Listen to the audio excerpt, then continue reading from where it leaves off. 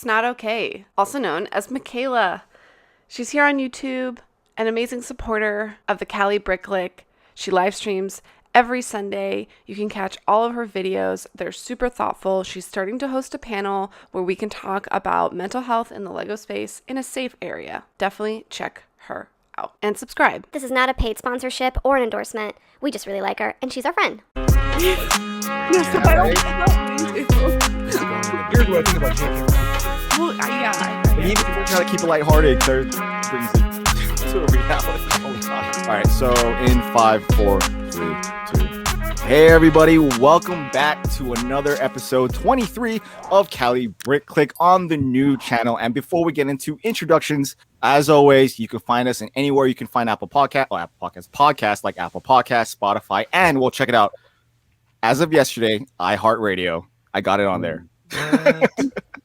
We're surprised in getting some serious trend like on those platforms, which may be hurting us here. But either way, it's people are listening to it and it's growing day by day, which is a good thing. Slow, but still growing. But as always, we have Ninja.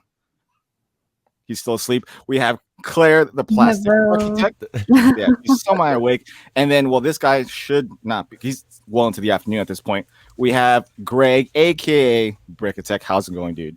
Good. Thank you for having me. Yeah, dude. Welcome. And yeah, so how's everybody doing this past week? Good. I bought way too much Lego. Yeah, you did. I bought. Can we talk about your upload? Oh my god, that was. Can we talk about the upload right quick? Yeah. Yes. Let's do it. Come on. Let's talk. I know we didn't discuss it before, but for those of you who are listening right now, Claire uploaded a raw video on her channel by accident. Now, when I was listening to this thing, I thought she was going through some artistic new thing that like she was just trying to like rebel against all the YouTubers out there and just upload it like just raw and unedited, no music, no cuts, just straight setting up all the way to the end. And then nothing happened. So then I realized it was a mistake after literally watching the whole thing. Twice. Didn't you tell me you watched it? I watched it twice because I wanted to figure out what the message was. Thank you so much for thinking that I would never do something like that intentionally. It was really mortifying when I like uploaded it, and well, first, like Tommy, one of our friends, sent me a message on Discord and was like, "Hey, I don't know if I got the joke." Like, you know, he's like, "I'm sorry." Like, he was very like, you know, he didn't want to assume that I had made a mistake, even though it was like obviously trash content. But like, and then I was like shaking while I was like taking it off because I didn't know what was on there. I didn't know if I said anything. Like if I didn't know if I said Santa's real name. I don't like, you know what I mean? Like there's so many things I could have said. And I don't even know if I was wearing pants in the video. You know, like there's so many things that I could have messed up. And so like, no, I definitely, I think I was. But like, do you know what I mean? Like I was all over the place. And then I ended up like watching it on double time and like skipping through it to like see what it was, and it was just like one of like 10 things. And so like if you make content, edited content, you know that like you film all sorts of weird stuff to like clip together sometimes. I don't know, that's my style of doing it. Like, and I saw a comment on there from like Keel and was like, I felt like I was high watching this or something like that. Like he was going through some kind of trip watching my raw footage. So this is my formal. I think I'm gonna do an apology video, guys. I think I have. No, you should have ran with it. No, it could be worse. Did you guys hear about that story a while ago where the girl and her dog were like a pair and they were like perfect together, and then the girl accidentally uploaded the raw video of her like abusing her dog. Oh no! And it's just like, oh, but I mean, it's good that got out, but man, it could have been a lot worse. Who knows what you could have done?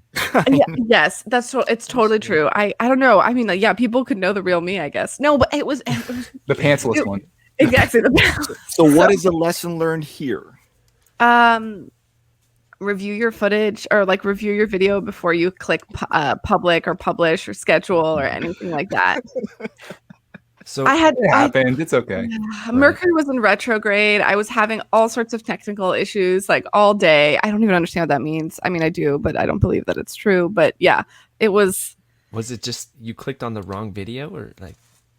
Is that what No, happened? so basically it started out like I couldn't transfer over like files properly into my editing software, and so it couldn't render out properly. So it took me 2 to 3 hours extra to just finally finish editing it. So I was all flustered, and then the way that it exported wasn't correct, and I just uploaded what it exported, and without even thinking about it. I monetized this raw crap footage. It was great. And anyway, it was, and yeah, so, and then but I kept complaining, and I felt so sorry for myself all the rest of the day. I was so pathetic. And then Sans goes and spills by accident soda on his laptop, and now the laptop can't recognize, doesn't even know it has a hard drive, and he doesn't have backups anywhere from the last 3 years. So that put everything into perspective. So I'm fine, everything's great. We have to go to Best Buy today to see if we can get that fixed. It's a good thing you're Hopefully up there's a early. lesson learned there for him. Yes. I think the worst part is when people realize it takes you 20 tries to do your introduction. Yes. And you're like, oh no, I was just trying to say hello and welcome back, and you did. Or how often I fix my hair and look at myself in the viewfinder. That's what I was the fixing your hair, that's what I thought you were doing something artistic, and it felt like a protest. That's what it felt like. I'm like, okay, this is cool. Something's gonna happen, and then a minute after you're done talking and when you left the screen, I'll just okay, this was an accident. Yeah, I think anyone that's ever made a YouTube video feels your pain right now. I feel it. Thanks, Greg. Anyway, that was this week. But in the same vein, I also bought all the new Harry Potter, the Everyone is Awesome, and a bunch of other stuff which was supposed to be in my video yesterday, so I can't really talk about it anymore. Are you redoing that video? It's getting uploaded now. Yeah, it's scheduled now. So okay, cool. Yeah. So how else did anyone else buy anything this past week? I went to Target to find the speed champs, and they didn't have them. The one I want, it's been delayed. The Bronco one. They have them online. No, it was accidentally released online for the United States, and then so if you're able to click order and it went through, if you're in the United States, they're going to honor it by sending out in June 18th. But if you didn't, then you have to wait till August or whenever the rest of them come out. But because when I went to my local Lego store, that's what they said that that's been happening. So that's the only Speed Champion set that's been delayed for some reason. They have it on Walmart.com. Are you able to order it and send it to yourself? Oh, well then. I was just contemplating if I want the points or if I just want to get it. Damn these points. These points. you gotta get that $2 off. You just gotta. No. What about you, Greg? I'm actually trying to resist. I've got my backlog down to one shelf, and I've committed it's never going beyond that. But now I have sets going on the floor beside the shelf. So I feel like the worst thing I could do right now is go out and buy more sets. Right. Getting mad. I have to do another haul video, guys. See, it's not a bad thing. That's how I felt when I seen they weren't on the shelves. I was like, you know what? It's cool. I'll wait. And then someone sent me a message on Instagram like, oh, they're online. I was like, oh, crap. That's the problem. Yeah. I mean, I think I've been doing pretty well. Yesterday, Brickmania had a mad minute sale, which means everything on site's 20% off, which is the best time to ever buy anything from them. And I didn't buy anything. I had stuff in my cart, and I was like, all I got to do is just hit order, and I didn't. That's a big deal. That's what I like to hear. That's painful. How hard that was. It's what I gotta do. What do I gotta do? What do I gotta sell? But your backlog's as bad as mine is, though. I think we need to get our Bugattis built. That's something the worst thing in mine is the Bugatti. So if you want to do a joint thing, we could do. Yeah, that. dude. I have a week. Which it'll take me a month to build it, but well, speaking of which, if we were to do something like that, I think I have a week left until I start, a week and a half until I start my new job. Because hot take, I actually put in my 2 weeks last Friday, and it just said screw it on Saturday. I'm done. I no longer am employed by the United States Postal Service.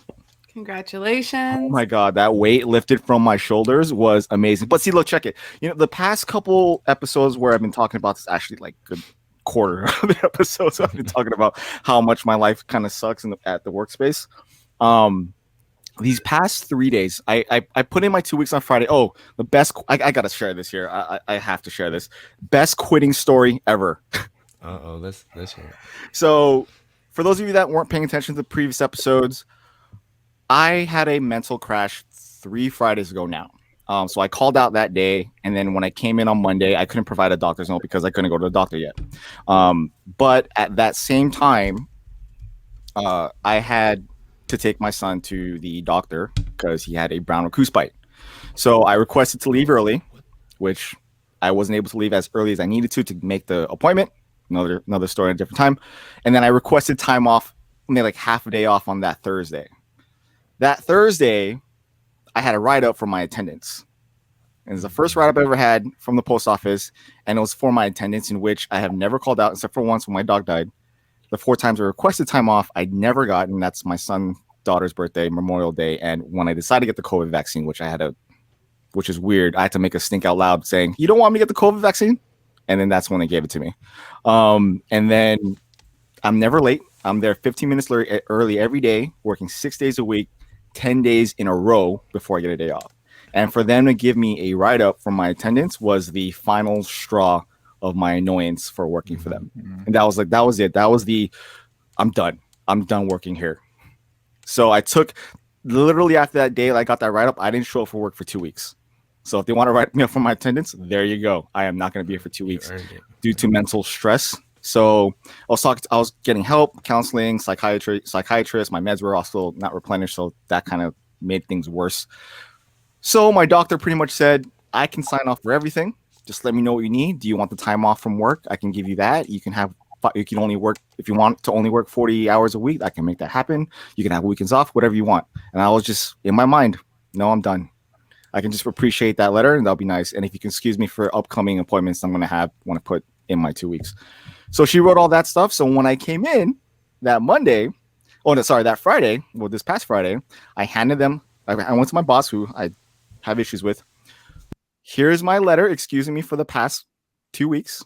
Here's my other letter excusing me for any needed medical attention that I need for these upcoming weeks. Oh, and here's my 2 weeks resignation. Nice. And her face was priceless. Effective immediately. I was just like, that was the biggest mic drop I could ever do in my career. So then I walked away and then went to my case, started doing my thing. And then people were like, wait, are you serious? I just heard you were quitting. And then one by one, I was like, yeah, I'm leaving. This is it. They're like, no, don't leave. You're amazing. Well, blah, blah, blah. This is from leadership. And then not only that, but peers and regular carriers, who I respect, by the way, have all come up to me and be like, are you serious about this? And I'm like, yeah, I don't care about the benefits. I'm done. I don't care about the pension. I don't care about the medical stuff. I'm good. I don't want to be here. If this is going to be my life for the next 20 something years, I'm not looking forward to that. You guys all know what I want. I just wanted an extra day off, maybe every other week, and I never got that. So I'm done. And then that day, they sent me to do I have my normal 6-hour route. They sent me to do another 4 hours at another office. So they gave me extra work that day, knowing that I'm going to quit. I don't think that's wise. To someone can just easily just walk out and not care. So I did my route, and I did the 4 hours so that's 10 hours worth of work delivering mail. I finished it in 5 hours. So that was another mic drop. This is what you're losing. Later. Exactly. And then that Saturday, I was pretty much just kind of waiting in line to clock in. And the carriers were like, why are you still here? Just quit. I'm like, I'm here because of you. I'm here because if I'm not here, you're short 5 routes. You need my help. They're like, I know we need your help. We know you need we know we need you. But honestly, you're just helping the supervisors. You're not helping us because you're helping their numbers. And I'm like, good point. Hey, Dolly, I'm done. After today, tomorrow will be my last day. So I did that. I accomplished that, which was cool. I went back I worked one more day at our main office to do Sunday deliveries like FedEx and UPS. That's what we do on Sundays. And the reason why I did it this way is because the CCAs, which are my peers, they are going through hell too. So I'm not the only one suffering. They're suffering just as bad as I am. And they covered me for the past 2 weeks. So I was like, you know what? I started doing that as my first day. This is how I'm going to end doing this on my last day. And it was very nostalgic. I did my route, and I decided to help somebody on Saturday after I was finished with mine, just to Hey, thanks guys for always having my back. Let me help you out. I did my last loop and delivered my last piece of mail, and I literally almost teared up. Like, it was very sad for me. Like, I thought I was gonna be doing this for a long time. I enjoyed doing this, and like delivering that last piece. And the thing is, I was really good at it. Gangster time. I was really good at it. So it was just like, it was very like, okay, I guess this is the end of a new era. And then same thing for, Sunday when I delivered my last parcel after knocking it out really quick. I was just like, man, this is it. And the best part about all of this though is the praise and value I felt by not only my peers and the regular carriers, but like other leadership throughout different offices. That came out of nowhere. I started getting text messages from supervisors and postmasters from other offices that I helped out these past couple of days. And they're like, hey, I heard you did a thing. Is there anything we can do to help you? I'm like, for one, how'd you know that I quit? And two, I'm good.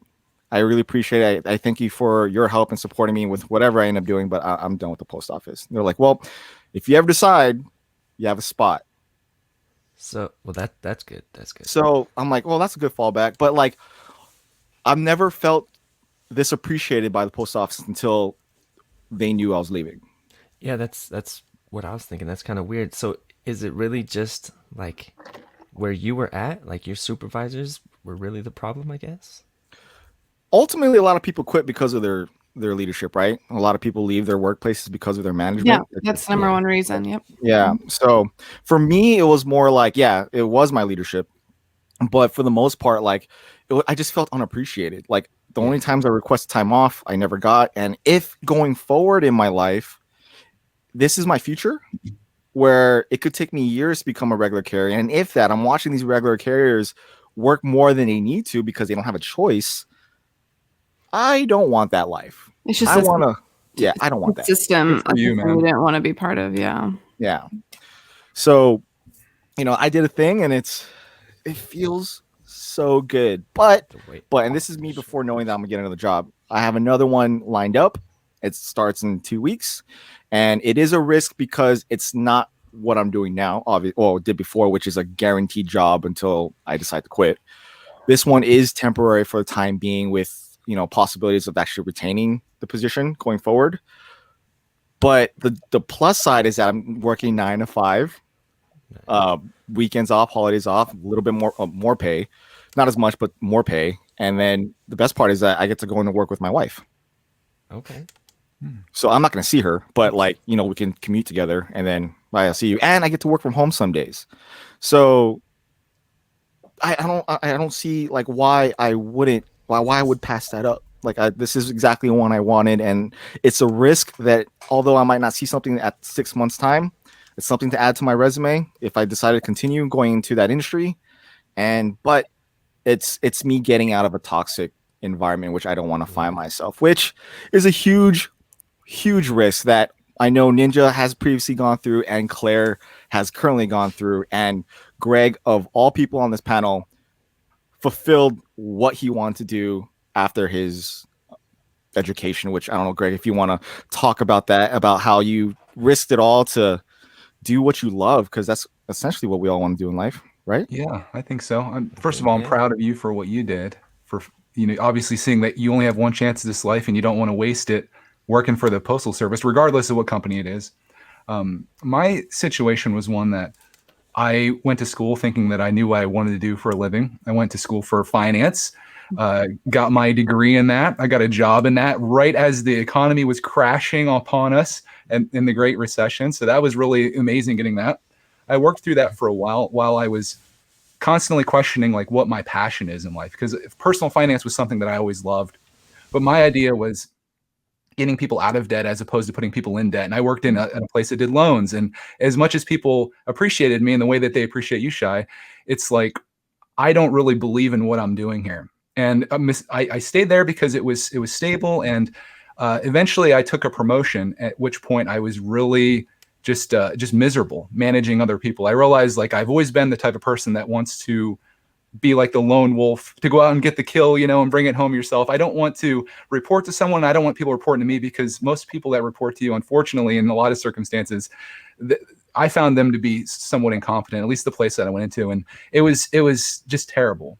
But luckily I had this thing that I had found, and I had found my passion leading up to this. And that thing was YouTube. I found YouTube way back in the day, like before I even started my job. And I got just so involved in these people that were doing vlogs, specifically daily vlogging. And it felt like you were part of their family. And I loved it so much that when we bought our first house in 2011, I decided that I would just start documenting things. And I just kept going at it, and I was having so much fun. And I had a couple of videos that started kind of doing well. It was when we brought our chocolate lab Roxy home, who's now 10 years old. So you can see how long I've been doing this now. But that video did well. And in 2012, I started seeing some money from YouTube. And I was like, holy smokes, this is incredible. I got $100 check from making videos, which is the thing that I love to do and was passionate about. So I kept doing that while I was working my job. And by like 2015, 2016, things had really like started to do well. A couple videos had popped and things were on the up and up. It wasn't like what I was making at my job, but it was getting there. And in 2017, I had taken this promotion. I was miserable in life in the same way that Shy was, maybe not for the same reasons, but I just realized like, this isn't what I want to do with my life. I'm not happy doing this. And at the same time, I kind of lost my babysitter because my mother-in-law was watching my son, and she had to take care of her mother. So all of a sudden we needed a new babysitter. And I was just like, you know what? I'm going to give this a go. I'm going to try this YouTube thing. So it was me at home with my son, and we just started making videos together all the time, including Lego videos. I jumped from making vlogs, which I'm still doing, into this world of Lego, trying to rekindle my childhood passion for this thing. Because for me, Lego was a time in my life that I had no worries or concerns. I could melt hours away just playing with these little pieces of plastic. And I wanted that in my life again, and to return to that time when life was simple. And we started making videos in the Lego space, and that channel started doing really well. And it was just like, holy cow, this is all coming together. And I just been doing it since, and it's been an amazing ride. And I'm just like super appreciative that I can do this. And I really do feel like I've found my calling in life through this. And it's hard to first find what the thing is you want to do, but then to find that and to somehow make money from it it's wild times that we live in, my friends. Yeah. So yeah, it is so true. That's the story, I guess. That's awesome.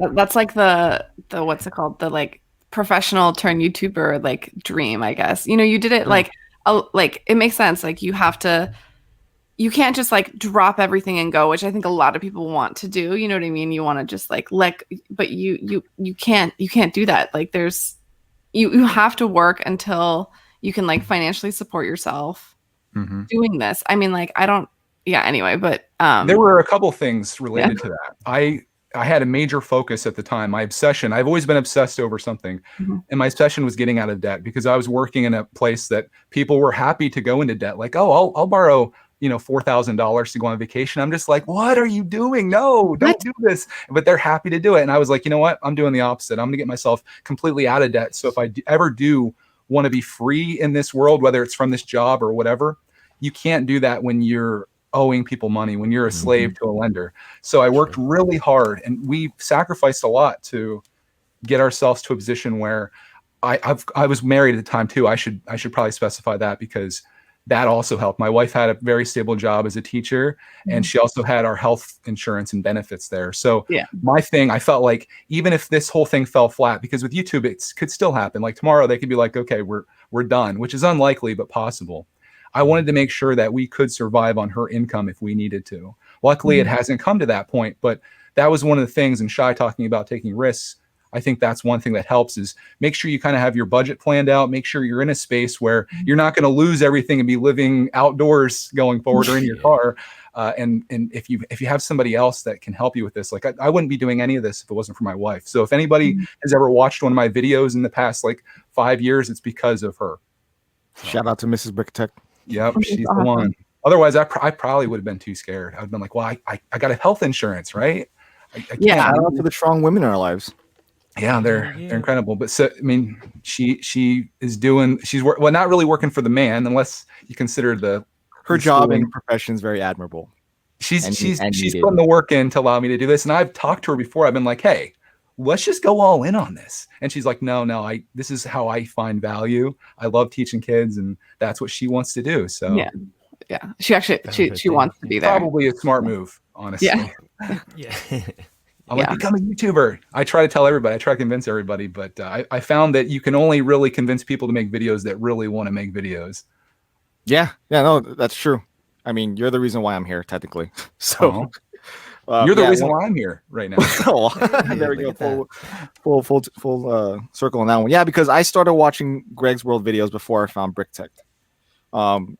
Way like back when I don't remember the first video I saw. It had to do with your house, like doing stuff to your house. It was just on. It was recommended. I watched it and I got sucked into whatever. And then it was just kind of sporadically like changing as you progress. And then I found out you did Lego. But by the time I realized you had a Lego channel, that was when Clark was on it. I didn't see prior Clark. Right. So you did take some risks there, going in different directions. Which, falling back, Claire. Now, I don't know if you want to get into this, but you did leave your profession. I did, not 100%.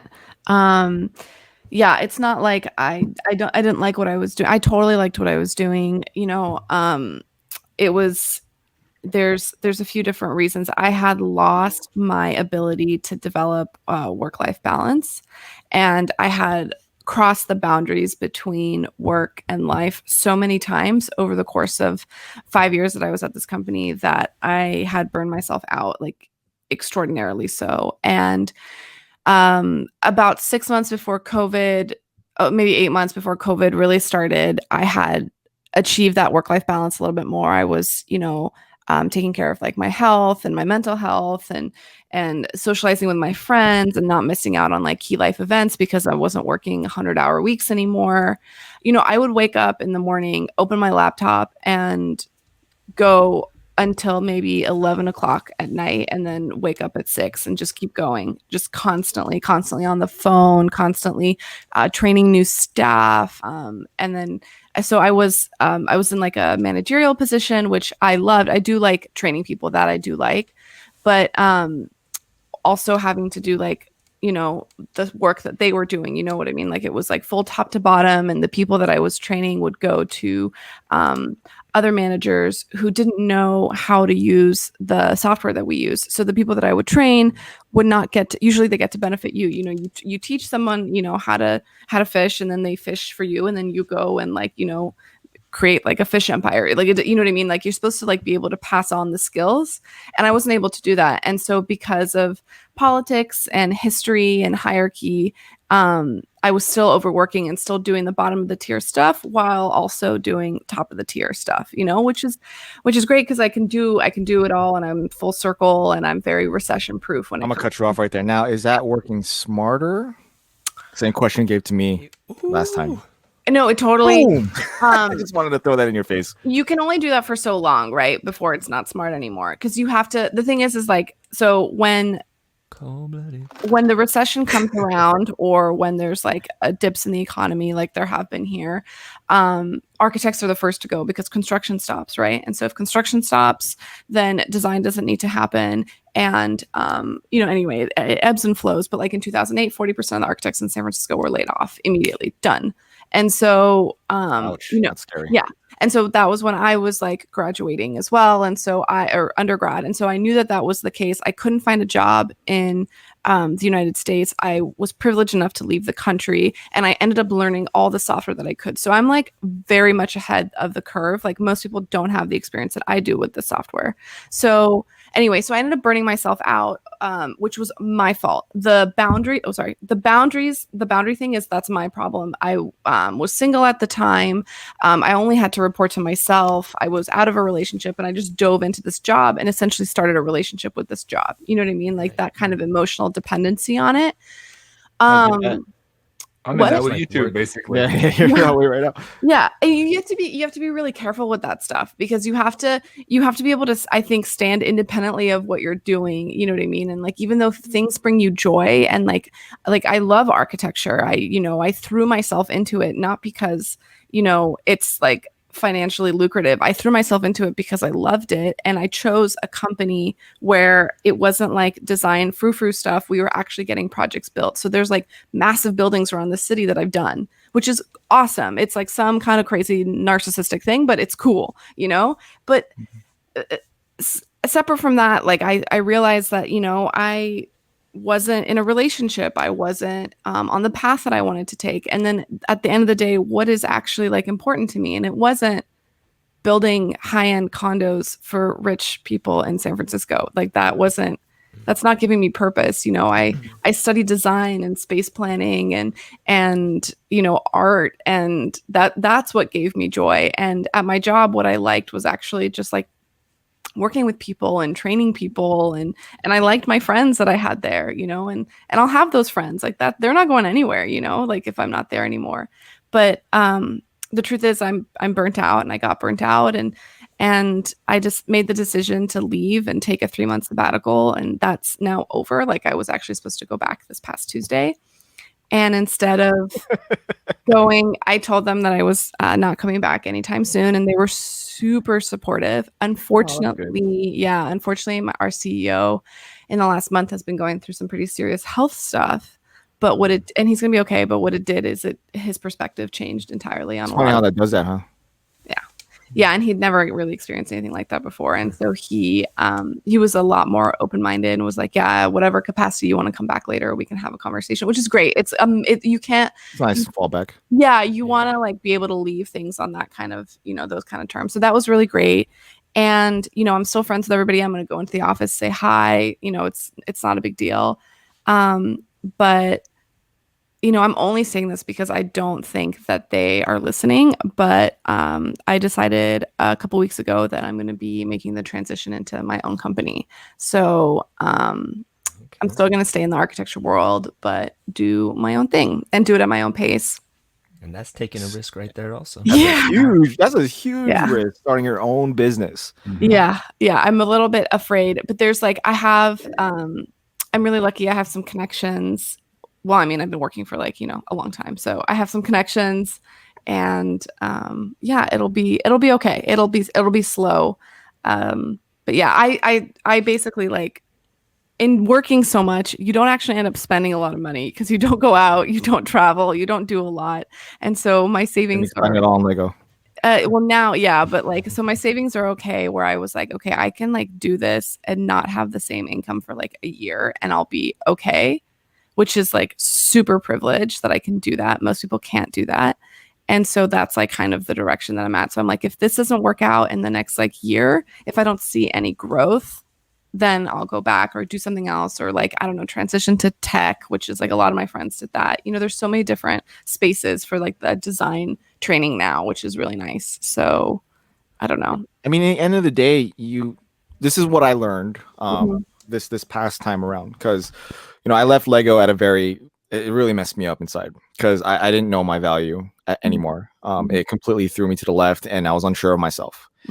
What the post office taught me is that I am capable of working hard. I do work hard. It solidified that. Like all the doubt that I had from Lego was erased by working at the post office, and it was solidified at the end when I left. And it was reinforced, I guess, by praise and thank yous. So, but at the end, and which I was telling the other people who were my peers, is that the post office is number one thing about the post office, time is the most important thing for them. You know, you have to finish at a certain time. You know, if we have to split a route up, it's, you know, you're taking an hour and a half, you're taking an hour and a half, you're taking an hour and a half. Everything's measured in time, just like movie time. But the most important thing, if the post office's time, the employees, the carriers, their time is just if not more important than theirs. And they have to know that, otherwise they're going to be taken advantage over. So mental space is very important, and that was one of the things I was trying to tell my supervisors. I'm like, one of the things I was asked about is how do we fix or reinforce safety, because there's too many people getting accidents, people are falling down, like, you know, people are just getting injured. And what she wanted to do was to prevent that. And what's one way to do that? And I'm like, well, you let us rest. Because if I'm exhausted, I'm not going to be carrying caring about all these policies I'm supposed to be paying attention to keep myself safe. I'm actually fall asleep and crash. Or I might not pay attention to the dog that's about chasing me, like that's chasing me from behind. Like, I'm tired. More injury is going to happen when you're tired. Yeah. So your time, your mental capacity, your physical capacity is super important, way more important than your work life. And a lot of people forget that. I forgot that. I forgot that I need to take care of myself. And not only that, you guys taught me, like everyone on this space, like everyone we talk to, like Brikx said it the best, like, you know your value. Like, know what you're capable of. Don't settle for someone taking advantage of you, and then take the time that you need, like, to yourself. That's a good point, actually. I think one thing to realize, and you're going to realize this if you haven't already, Shy, is that even if you quit a job, even if there's never any chance of you going back there, you're still employable. You can do whatever you want. There's still someone out there that's going to hire you. You're an architect, guaranteed there's a job for you out there. So if you're not happy with where you're at, and if it's sad in both your cases, because it seems like they would still have employees if they maybe hired an extra person. If you weren't doing two people's jobs at once, Shy would still be delivering mail. We probably wouldn't be here right now. He'd probably be out delivering mail. But instead, they're like, let's pile this all on, maybe because they have to.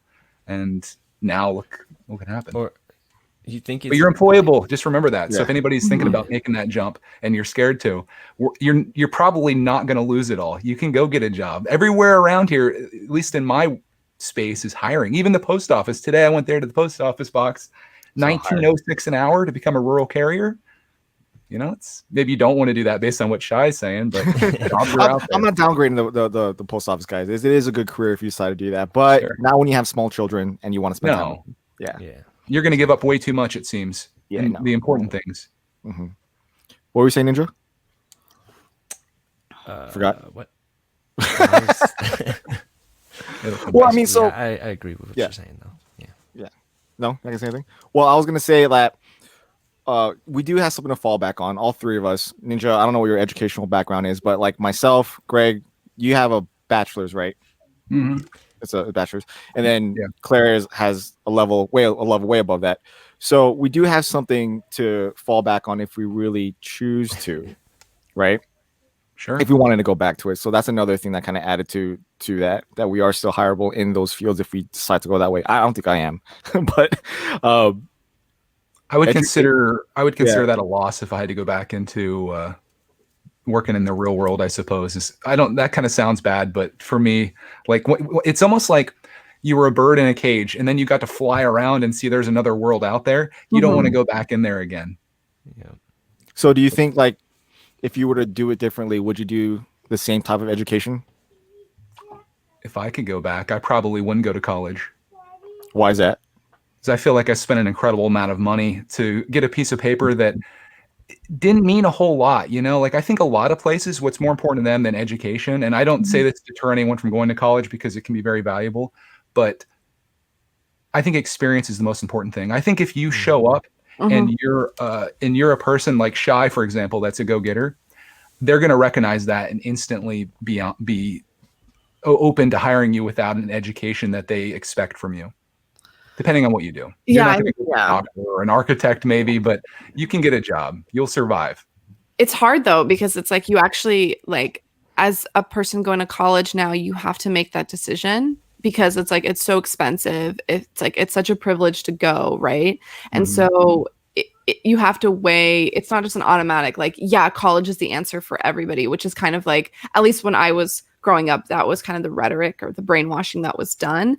And because, like, you know, my family could afford to send me to college. Yeah, that was the right decision, but that's not the right decision for everybody. You know what I mean? If it's like, it is, you don't go to college for a philosophy degree and go into debt for the rest of your life. Like, I'm sorry. Like, I think those degrees are incredibly important and need to stay, but you need to, like, unfortunately, they probably need to stay for the rich white people. You know, it's like, that's it, because it's like, that's the reality, unfortunately. And that's a problem. That's like a systemic problem that we have. But like, it doesn't make sense for someone to graduate with an English degree and then have to work at a coffee shop. Like, that doesn't, Yeah. You know? That's the decision you need to make. It's like, as prices of education go up, how much are you willing to spend to get a job that pays $50,000 a year? Are you willing to spend $200,000 to do that? I mean, I don't know. It's a decision you need to make, but I think it's getting harder to make that decision and say yes on it. With my situation, my parents didn't go to college, so it was always like, you're going to college, even if you don't know what you want to do right away. Yeah, and at 18, that's pretty darn hard to figure out, like, hey, I'm going to do this for the next 50 years. Yeah, you don't know. No. Do you think that kind of forced you guys to choose something? Because like you said, now you're not even using that degree. Yeah, So it's a shame. I switched. So I went in and like I loved science and I loved engineering, and so I ended up doing bioengineering for a few years, and I didn't like the environment. It wasn't for me, and I like didn't realize I was like a designer at heart. And so I had a friend luckily who was an architect, so I'd like go into his studio and like he'd like show me like stuff, and I like wanted to break it. I was like a child. I was super jealous, and then I was like, oh, that's the feeling I'm having, you know, like, oh wow. And that's I was lucky in that sense. But the reality is like, yeah, no, my parents were the same thing. It's like, you're going to college no matter what, you can figure out what you're doing later. And like, that's it. But you know, there are other things that are learned in college. I will say it's not just the degree that you're getting like the discipline of like waking up in the morning and going to class, because you'll fail out if you like don't do that properly. And a lot of people don't have that inherently. Like a lot of people can get through high school without doing that. And then also there's like the social aspect and learning how to interact with other people and like the networking part of it. So there's like all these like other levels that you're learning if you are fully engaged in it. The thing is you can do it without doing those things, right? It's not like that's true. You know, you can take whatever route. So, you know, I'm not trying to like, you know, just totally crap on our higher education system. There are issues, but there are huge benefits of doing it. So like, but if you do go into it, you get a computer science degree, you get out of it, you're going to be getting a job paying $100,000 a year in the Bay Area. You got it. That's it. You're 22 years old making $120,000. Like that's a different problem that we can deal with, you know, that's being created here. But like, that's incredible. And like, that's how much my friend, she graduated from Stanford. Yes, it's Stanford. Yes, she worked her butt off. Yes, she was able to pay for that kind of education, or her parents were. But like we were 22. It was 2008, and she was making $120,000 a year. Yeah. And like people know that now. People know that computer science, like, you know, great. When we went to school, it wasn't like as obvious. You know, it was like my parents were like engineering or accounting. That's it. Yeah, no, I totally get that. My father. So I joined the Marine Corps. Happy. Yeah. I joined the Marine Corps, wanting to be an officer, right? Because I wanted to be a pilot. That was my initial intention to join the Marine Corps. But then 9/11 happened, and that kind of flipped everything. So I went into the Marine Corps, or I went to the recruiting office as a 16-year-old, because I was going to graduate at 17. I'm like, I want to join the Marine Corps. I want to be in the infantry. This is what I want to do. I signed everything, but since I wasn't 18 at the time, my parents had to sign for me. So out of all the veterans in my family, there were no officers. They were all enlisted. So what they expected of me was for them to sign off, for me to do what I wanted in the Marine Corps. I have to have a degree. Like, they want me to have a degree. They want me to go to college. They want me to be an officer. So I had a lot of family pressures to like have a formal education, not knowing exactly what I wanted to do. And it was really hard to figure out what exactly that was going to be, because even though having a degree, getting a degree was important to them, I needed a degree. It really didn't matter what it was to become an officer in the military. So at that point, it's just trying to figure out, okay, this is not my primary focus. It's just a focus to be able to function in the military. Cars weren't in my favor anyways, because I didn't have 20/20 vision. So that kind of went out the window. But becoming an officer was still something that my family wanted of me. So, you know, I went reserve instead. And then unfortunately for them, I kept getting activated because it was early 2000s. So we all know what happened there with Iraq and Afghanistan. So I fulfilled my active duty service, continued with college, and then I figured I'd do law, right? That's pretty much a safe bet and going to that way. But like, it just wasn't in the cards. Like, something is just not meant to be for you. And it's kind of too late. I wish I can take it all back and do something totally different. It's never too late. Totally different. Yeah. I wish the only thing that college taught me was to critically think. And I think that was all I got out of it, was to not take anything at face value. because there were countless times when I'd come, because I was older when I went into college. Like I wasn't like as 18-year-old going to sitting in a classroom. I was like 22, 23, 24, 25. So I had just a little bit of life experience. So then the things I would hear people say, I'm like, what? So I consistently get annoyed by viewpoints of people, and I kept that to myself, and I just did my work and I left. But like, I that's the only thing that really taught me, was to not take anything at face value, whether it came from the professor or your peers as students, and that was it. Oh, I write good, I guess. I do think Claire brought up a good point, though, because it's hard at 30 some years old to be like, college was just a piece of paper. You'd almost have to like go back in time and not do it to see if you would have turned into a different person, because maybe there was something there that you learned, or the discipline or whatever that it may have taught you. But I think there's a certain type of people, and Shy, you seem like this type of person, that you don't need to be taught to be a hard worker. And because that's what a lot of college is teaching you responsibility, because you're kind of on your own. High school, they hold your hand. College, they hold your hand less, I suppose. But you don't know. You don't know how things would have turned out. So It's true. Yeah, So like think about it from the other end.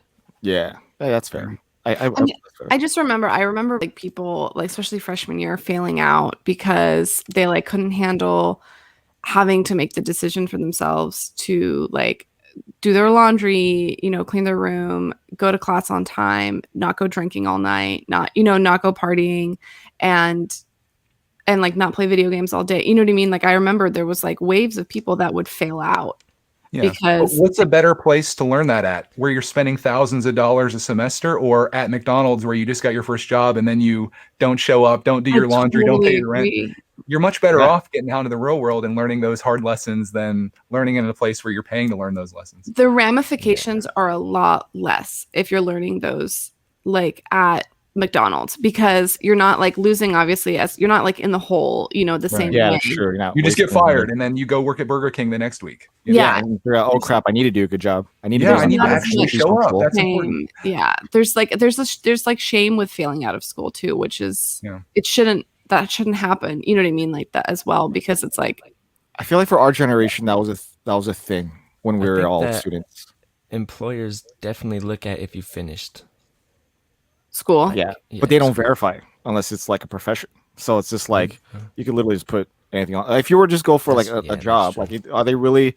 I think like one out of all three of my career choices, they actually verified my certificate or my bachelor's in science. But that was they it. just like to see it. It shows them that you're a person that took the time, expense, effort, and you were dedicated enough to stick to something. Therefore, that should probably translate into the work field as well. Yeah. Unfortunately, that also be a good interviewer.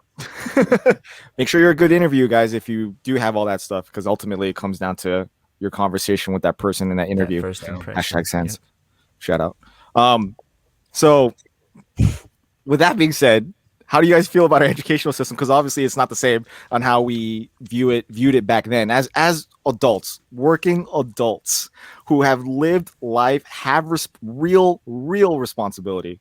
Otherwise, people get hurt. Would you like the education system to change as far as focus is concerned? Because I feel like a lot of kids just don't know adulting stuff that they should be learning out of high school. Like, oh my gosh, how to get a loan. My wife is buy a car. My wife's an 11th grade English teacher, and the things like these kids, that they're 1 year out of going to the real world, and what I see and what she tells me, it's just like, how is this even possible? Right. Yeah. It's really bad. I don't know, and you can only do so much as a teacher, but these days I think it's even harder because you're competing with an attention span that is shrunk down further and further due to YouTube, TikTok.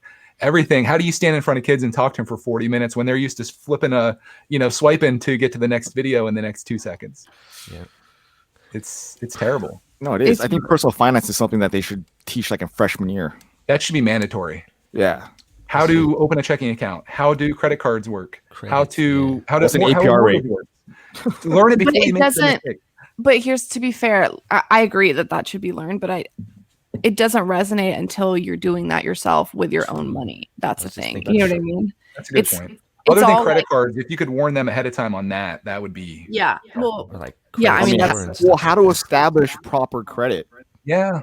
Yeah. You know I mean, what I mean? I dealt with people in their, in their 40s, 50s that still didn't know how to do that. Yeah, a lot of people. And then there's like fear based. It's like you know that it's bad, so you don't do anything. And that's also equally bad because then you have no credit. And then you can't do anything. And it was like the intentions were so good to like, not get into debt, but then you have no credit. And it's like that's what our country runs on. It's fundamental, Yeah, I mean, it's crazy. Yeah. If I didn't have like I went to buy a house and they're like, you have no credit. I was like, Yeah. oh, I needed that? Oops. Okay, Yep. I'll be back. Having no credit is sometimes as bad as having bad credit. Yeah, like my parents taught me all that other stuff, all the supplementary stuff, but not everybody has that. You know what I mean? Like I remember like when, I'm Jewish, so I had bat mitzvah and I made like a little bit of money, or not made, it was gifted little bit of money, from the family or whatever. It was like a couple $1,000s, which is like an absurd amount of money. And like all my other like friends in school were like, they went and spent it on like Abercrombie and Fitch or a trip to Disneyland or something like that. My parents were like, we're opening you an E-Trade account and you're going to learn how the stock market works. And I was like, nice. You make a great point about parents though, because I think a lot of it comes down to that. And unfortunately, a lot of these kids either have one parent at home. That parent's probably working a lot. Maybe they're taking care of other siblings as well. And if you don't have that, it's really difficult for you. Yeah, and it totally a lot of parents are just busy working and they can't put the time into their kids, unfortunately. It also helps with people you're surrounded by. Yeah, because if the people you're surrounded by are spending money like it's cool, sometimes you want to compete or you want to be at that level, and things like that. And if they're not, there is a thing that's out there where you don't discuss your finances out loud. That's a cultural thing. It's a taboo.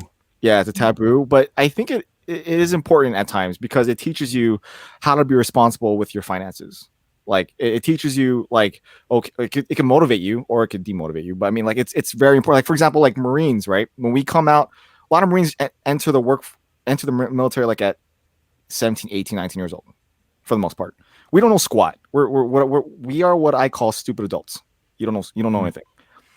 These kids come back from deployments making close to $50, $60, $70, $80,000 just sitting in their bank account, untaxed. So it's just sitting there. And a lot of the times what they do is that they just spend all their money like I did my first time. I just blew it in Vegas buying extremely expensive things. And no one, although my parents did teach me proper financing, it didn't help that my peers were also doing the same thing. Like, let's all go party in Cancun or let's all go party in wherever. Let's all go to the club and just waste it on drinks. Like it didn't help that my peers were also doing the same thing. And like this is the one thing that we're teaching young Marines now as I got into it, became into leadership positions like as an NCO, is that you need to keep your Marines away from the dealership outside the bases because they have the stupid APR rates. You need to make sure that they're learning how to properly spend their money, setting stuff aside. Like, but that's a new thing. So like it does help when you have people who are responsible with their finances surrounding you. Yeah. Otherwise, there's no shame in saying you can't afford something and communicating with like the people around you when they're like your friends are like, I want to go to this restaurant, or like it's okay, just like it's fine to say that. Like nobody's gonna disrespect you for it, and if they are, then get rid of them. They're not toxic for you. Yeah, they're gonna toxic. be judging you by your superficial like successes. I mean, it really comes down to you want the people who are real around you, and if they really want to go there, then they're and they want you to be with them, they're gonna cover your costs, or they're gonna choose something that's more affordable all the way around. Exactly. I was gonna say, like, if you're the kind of person who can afford things, like ask your friends, be like, is this acceptable? Like, like make it so it's a safe space for them to say that it's like not okay, or like that they can't afford it or whatever. It's not your responsibility to pay for them to do things, but it is your responsibility to open that dialogue as well and make it seem like you're not pressuring them. I think that is absolutely a thing. Money shouldn't be taboo. Like the problem is there's like a fear base, you know what I mean? Like, in this country, we're all very independent, you know what I mean? Like we're not as community driven as I think a lot of other places, for the good and the bad.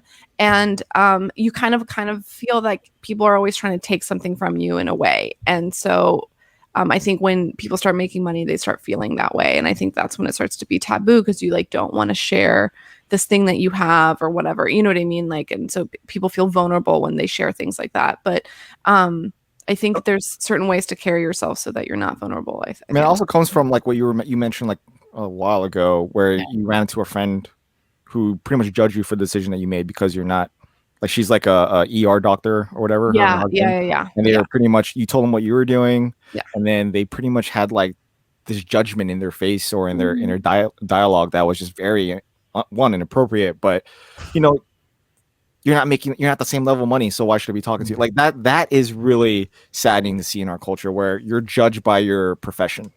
That's my least favorite question you get when you meet someone is, what do you do for a living? You know, they're instantly judging you on how much money you make and where you stand in the hierarchy. Yes and no. I do think it's also like an easy question, like an easy conversation starter for like, you know what I mean? But that's true, because then it leads to other conversations. Like, oh, you're a garbage man. Throw away anything cool or see anything cool in the trash. You know, it's like it's one of those things, I suppose. Yeah, it's like what do you do? Like I don't know, because I've definitely found myself asking it just to be like, you know, what do you do? Like you kind of mean to be like, what do you do with your life? Like, what do you do day to day? Like, I want to know more about you. You know what I mean? But then it does also mean like, especially like in like a dating scenario, you know, like what do you do? It doesn't come off like in a positive way. It's like, are you a good investment? You know what I mean? Like, how much debt do you have? Yeah.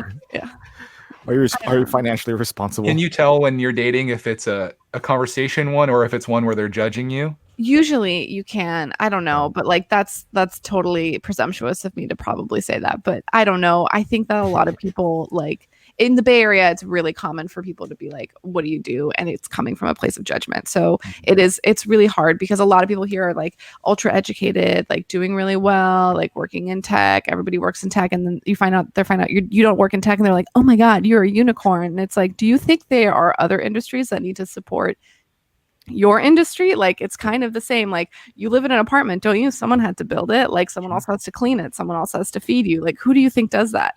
But they're all below that person, so that doesn't apparently exactly. But those people are like super like everyone is equal. Like we need to like treat everyone the same way. But there's like homeless people on the street, and we walk over them, and so it's very there's a dichotomy of thought, and there's a clash of values here that are inherently hypocritical, and I am also part of the problem. It's very hard to not, you know, kind of get swept up around you, because it's like I quite literally live in an ivory tower and there's like homeless people around me, you know what I mean? And it's like, it's a nice ivory tower though. Yeah, but you know, it's hard. It's like, you know, like you have to make enough money to survive here, but then what do you sacrifice when we have systems in place and people here that don't want to take part in them? You know what I mean? Like they don't want to go to the shelters. They don't, no one wants to do that. People want to be outside. To be honest, a lot of homeless people are kind of choosing that life. Like yes, there are. I think the mental health issues is like that's a separate, you know, there's like the people that are choosing to be homeless, and then there's like the ones that just like can't function. You know what I mean? And like we don't have there's that also. And I think it gets blended a lot, you know. Greg, do you guys have a homeless problem over there? No. You don't see it, huh? I've in our area, I mean, I'm in a rural. You guys are obviously in California. I'm in Pennsylvania, in a very rural part of Pennsylvania. I really have never seen a homeless person in our area. Do you think it's in obviously more in the metropolitan areas? That's an obvious thing, but I mean, do you see it when you go to Philly? Last time you went there, the past year. I haven't really even been into downtown Philly. I go to Philly Brick Fest, but that is like it's kind of on the outskirts. It's in Oaks, Pennsylvania, I believe, is what that is. Mm-hmm. But I imagine that it exists there. Why it doesn't exist here, I don't know. Because you think like even if you have 1 million people and you boil that down to 10,000 people, there would still be a percentage. Numbers there. Percentage. Like yeah. But maybe people here are more likely to live with family or to be accepted into other situations like that. Yeah. That's when you're in a city, so maybe I've never lived there, but maybe you feel alone and you have nowhere to go, so you end up in those situations. It's a community, yeah. It's like a community of sorts. Yeah. I don't know, but yeah, regardless, I like totally took us there. But the whole question, what do you do, is like a thing here, and it's like people joke about it all the time. It's like, oh, you're so condescending when you ask that, and it's like that same person asked you that question 5 minutes ago. It's very weird. But anyway, So Greg, what do you, I know I've watched like a lot of like your vlogs and your podcasts and stuff where you tell people like very passionately to go and pursue their dreams and to follow that through. But like there's obviously like a level of risk, you know what I mean? And that I think you sound pragmatic in the sense that like you're like, you need to learn how to balance a checkbook, you need to learn how a credit card works. And so there's that risk between doing what you love and knowing what you're capable of doing. And it's like, how do you articulate that to people? How do you tell people how to evaluate their risk? Like, that's what I have trouble with when people ask me all the time, like, oh, I want to be an architect. Oh, I want to do this. Oh, I want to do that. And you try to be like, okay, well, you have to evaluate all the things in your life. And if this outweighs that, then it makes sense. I don't know. You know what I'm trying to say? It's like, it's right. Like you're not going to jump into anything in an uncalculated way. Like I said, when I did my thing, I knew that what I was doing wasn't my path. And I knew the thing that would get me to where I want to get to, or at least give me some freedom, whether it was YouTube or even just switching to a different job that maybe paid less, was getting out of debt. So that became my focus. And I went all in on that. And had I not done that, I would have been less likely to make that move, because that's going to weigh you down. Like you really have to make decisions. And I read this book that maybe could help anybody out there that changed my life and kind of set me down the path of personal finance that I found a passion in. And that was called Your Money or Your Life. And it essentially talks about how every time that you go to your job, you're deciding that you're going to trade whatever life energy that day is. So 8 hours, for example, for whatever they're willing to pay for that. The money that then you earn, you're spending on things, and you have to decide, like, is that thing I'm buying worth what I gave up to get it? And if you find that answer is no more often than it is yes, you probably need to make a change in your life in the way that you work. So when making a jump, you have to think like in Shy's case, I think he made the right decision. I don't know what his financial situation is like, but he wasn't living a life doing what he was doing. He's got 2 young kids, missing out on everything. I felt a little bit of that. Like my hours weren't nearly as bad as yours, but I was missing out on that. I was coming home and my son would be in the bath and about ready to go to bed. Exactly. We're not eating dinner together. During the day, I'm just like miserable. And I was at the point where I was just like ready to do whatever. I was just like, I need a change. And luckily I had this other thing that I've been working on.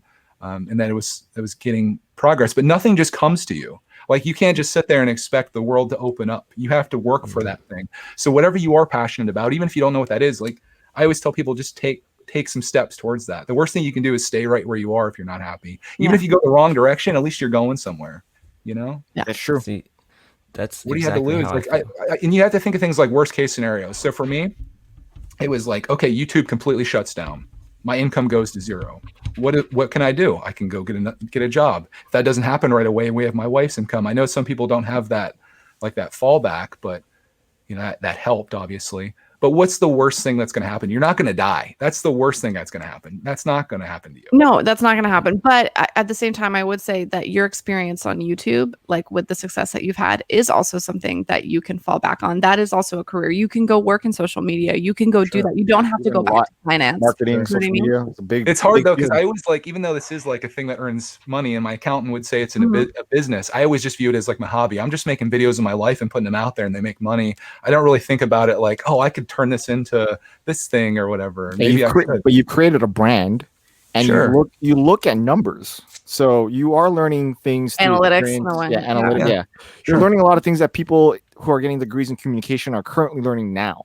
And companies that take advantage of these social media tools do so well. And like, if you know what I mean, it's just like, like in the Lego space, we don't really have that, but in other industries it exists. So it's like, there's different ways of getting involved. And anyway, I'm not saying you need to like quit YouTube and do that, but I think what you were saying before in that book, it's kind of like, it's all about opportunity cost. You know what I mean? Like, what is the value and what are you losing and what, and I think people don't know how to evaluate opportunity cost when it comes to themselves. You know what I mean?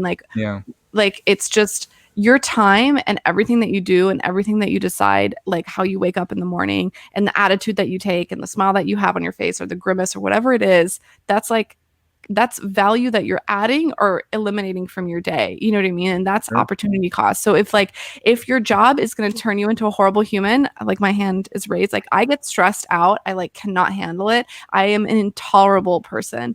And like, that's not worth it. Like, I don't like that person. Like, I don't want to be her. You know what I mean? Like, it's just, it's completely devoid of life. Like that's not the whole point. And my value and my definition of what a good life is not that. So that's, that's but if you are that kind of person, if you love to work and you live to work and that's what you want, more power to you. Like that's what, we all have different definitions of what success, value, and good or bad is. So can I give you an air Sadly, high to many five, people, Kelly?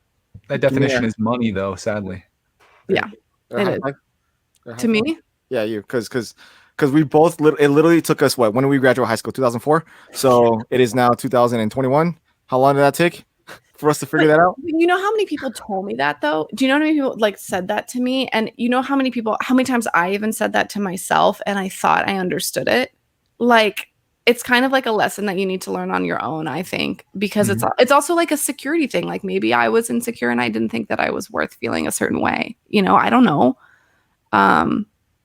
It's you hard. said you were getting value from your job. You felt like that was your purpose, and that's why you were investing all your time into it. But then eventually realized, like, this thing is slowly killing me. I'm getting burnt out, and I need to do something different now. Quite literally, I had to be put into the hospital. I had pneumonia, and I was out for like 2 weeks. And then like, I used to be an athlete. You know what I mean? Like, what did I do to my body? It's like, so. I mean, you said it right there. Like, you can work yourself literally to death, but you can tell yourself you can pull through it, but eventually your body and your physicality will catch up to you. Sure. And then worst case, even the worst thing, not worse, but like, humans were really resilient. We get used to different scenarios and situations that we're in, and we get used to feeling like crap. You know what I mean? Like we get used to not feeling good internally, like with our health. We get used to like we just kind of like are like, yeah, like you just have to. My dad used to say this all the time because like my dad's career path is really interesting, and maybe one day I'll bring him on here as a guest. Oh, that'll be fun. Yeah, there's a lot of questions to ask there. Yeah, well, he was a refugee and started from nothing and did really, really well, and technically never graduated high school, but has like 2 degrees from Berkeley. So he he used to talk about taking a risk. Yeah, he used to tell me, he'd be like, you just have to, pardon my language, but he'd just be like, you just have to eat shit for like a big chunk of your career. You just have to eat shit. And then it'll work out. And that's like a mentality I think that a lot of people have. And only with like millennials have we started really, and like, late Gen Y, I think, have started to really think outside of that. Do you know what I mean? Because it's like, I think a lot of people are realizing that right now. I see places trying to hire people that can't find employees at all. And I think it's because a lot of these younger people are just like, dude, I'm not going to that job for $8 an hour. Yeah. I'm not going through that. I'm not dealing with people for that. And I think these companies are going to realize that you need to start paying people. Yeah. And not only that, there better be some benefits to it. Yeah. Maybe don't have them work 90 hours a week. That might help too. Mm-hmm. I think, but I know that like if my dad's really old school. So if you'd like ask him about this, he'd be like, well, so my mom was really sick when we were growing up. And like my parents always taught me that like you work to have health insurance and to make money to pay for the best healthcare. That was very much like, that was the conversation. And it made sense because my mom was going through so much stuff. And so that's always been my mentality. But then think about what I did. I literally put myself in the hospital because of my job.